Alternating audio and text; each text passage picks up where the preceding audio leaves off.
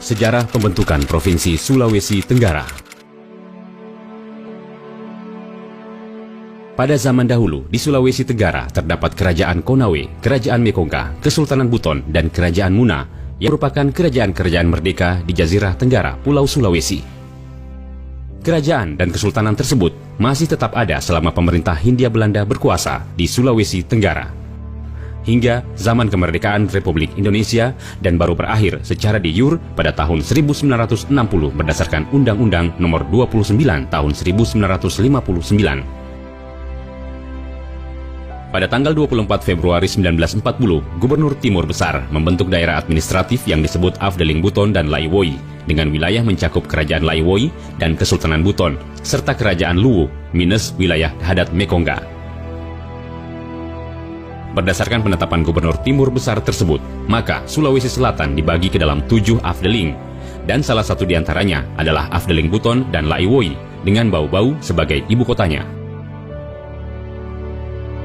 Ketiga onder Afdeling tersebut dikepalai oleh seorang kontrolur Belanda yang berakhir sampai pada fase pendudukan Jepang pada tahun 1942 sampai 1945.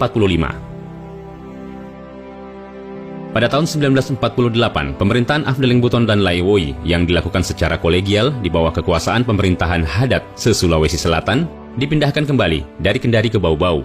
Sistem pemerintahan Hadat kemudian dilikuidasi dan berubah menjadi pemerintahan daerah Sulawesi Selatan lengkap dengan dewan pemerintahannya. Seluruh tugas-tugas Hadat tinggi dikembalikan kepada Gubernur Sulawesi. Tugas kontrolur pada bekas-bekas onder Afdeling daerah Sulawesi Tenggara dijalankan oleh pejabat pamong praja yang disebut Kepala Pemerintahan Negeri, dan wilayah-wilayah onder Afdeling yang disebut Kewedanan. Berdasarkan Peraturan Pemerintah Nomor 34 Tahun 1952, daerah Sulawesi Selatan dibubarkan. Lalu dibentuk 7 daerah swatantra yang berhak mengurus rumah tangganya sendiri, dan salah satu diantaranya adalah daerah Sulawesi Tenggara yang ibu kotanya Bau-Bau. Daerah swatantra Sulawesi Tenggara sebagai daerah otonomi tingkat 2, wilayahnya meliputi bekas onder Afdeling Buton, Muna, Kendari, dan Kolaka yang memiliki anggota Dewan Perwakilan Rakyat Sementara DPRS sebanyak 23 orang. Seiring berjalannya waktu, rakyat Sulawesi Tenggara menyadari bahwa kelancaran jalannya roda pemerintahan dan pelaksanaan pembangunan daerah untuk mencapai masyarakat adil dan makmur berdasarkan Pancasila dan Undang-Undang Dasar 1945 mengalami hambatan jika ibu kota provinsi berada di Makassar. Jarak Sulawesi Tenggara dan Makassar yang terlalu jauh, minimnya alat transportasi, hingga hubungan yang kurang lancar, bahkan terputus sama sekali termasuk hubungan antara 4 kabupaten dalam lingkup Sulawesi Tenggara. Di samping faktor keamanan yang belum terjamin mendorong tokoh-tokoh masyarakat memperjuangkan dibentuknya Sulawesi Tenggara sebagai satu provinsi. Para tokoh masyarakat Sulawesi Tenggara kemudian mengajukan beberapa permintaan sebagai berikut.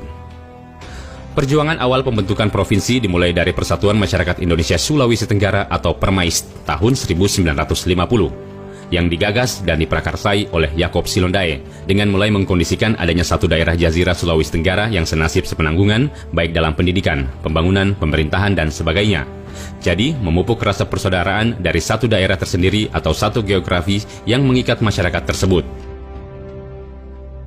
Semangat Permais ini diteruskan sampai ketika Republik Indonesia akan mengadakan pemilihan 1955. Dan memperjuangkan agar Sulawesi Tenggara menjadi satu daerah pemilihan terpisah dari Sulawesi Selatan, bahkan menjadi setingkat. Panitia pemilihan umum menyetujui dan terbentuklah daerah pemilihan Sulawesi Tenggara tersendiri setingkat Sulawesi Selatan sehingga mempunyai wakil-wakil tersendiri.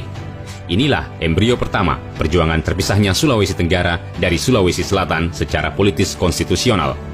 Kegiatan ini mendapat dukungan dari tokoh-tokoh masyarakat, antara lain Laode Idrus Effendi, Laode Ado, Laode Hia, Supu Yusuf, Idrus Taufik, Edi Sabara, dan Abdul Hamid Hasan.